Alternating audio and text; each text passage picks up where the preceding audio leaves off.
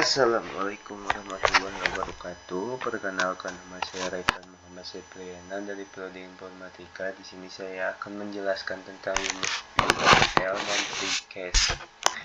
Dan apa itu UML?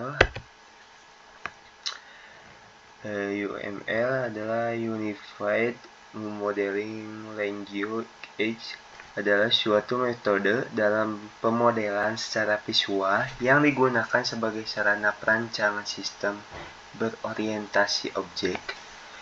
UML juga dapat didefinisikan sebagai suatu bahasa standar visualisasi, perancangan, dan pendokumentasian sistem, atau dikenal juga sebagai bahasa standar penulisan blueprint sebuah software. Dan selanjutnya saya akan menjelaskan tentang diagram UML-nya. Ini ada abstrak kamar kos. Abstrak kamar kos ini adalah kelas induknya. Jadi perannya untuk menjadikan template dasar untuk semua jenis kamar ini.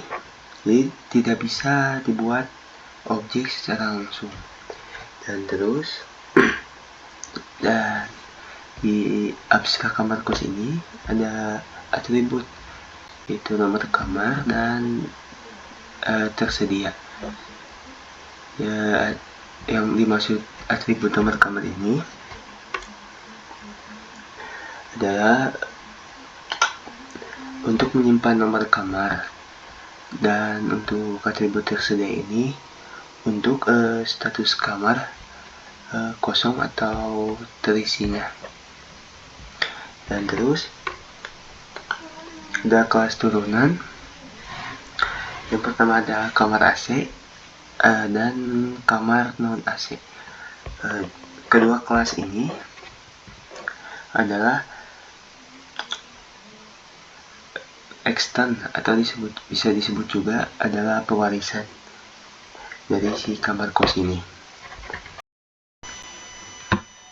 Dan terus ada cost manager. Di kelas cost manager ini adalah untuk mengelola banyak kamar kos. Dan terus ada atributnya, daftar kamar. Atribut daftar kamar ini untuk menyimpan banyak objek kamar kos.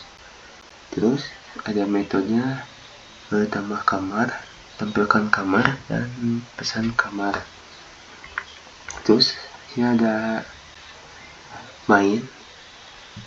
Ini adalah metodenya untuk menampilkan si exception si kamar itu tersebut. Ini public, ini adalah kelas exceptionnya. Dan terus untuk konstruktornya ada public kamar tidak tersedia exception string message. Ini akan dijalankan saat exception dilempar ke throw. Jadi di kelas kamar tidak tersedia exception ini digunakan untuk menangani kondisi ketika kamar sudah terisi, sehingga sistem dapat menampilkan pesan kesalahan tanpa menghentikan si program. Untuk di kelas kamar kosnya saya menambahkan throw atau new atau metode. Metode ini digunakan untuk proses menyewa kamar atau throw ini. Throw kamar tidak tersedia exception ini berarti metode ini bisa menimbulkan kesalahan. Kesalahan tersebut harus ditangani oleh pemanggilnya dengan try catch. Di try catch nya saya menambahkan di cost manager. Ini saja. Baik.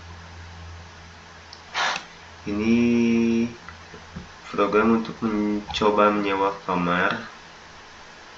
Jika tidak ada masalah, proses berjalan normal. Dan untuk catch-nya ya ini jika kamar sudah terisi, exception-nya akan tampilkan pesan error ke pengguna.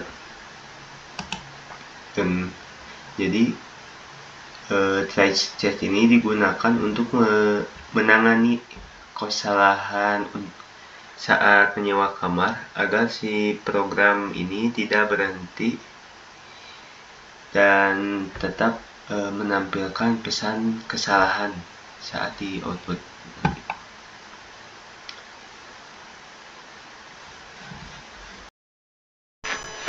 Dan di sini saya akan menjelaskan hasil outputannya. Misalkan kita menambah kamar AC, nomor kamarnya 12,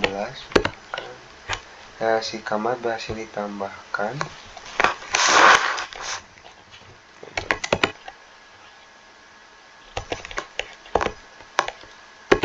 Terus si kamar berhasil ditambahkan juga, dan kita menampilkan kamarnya.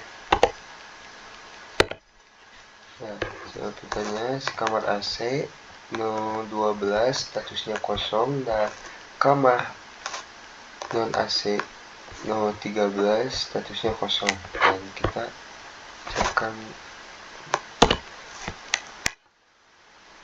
kamar, dan kita misalkan outputannya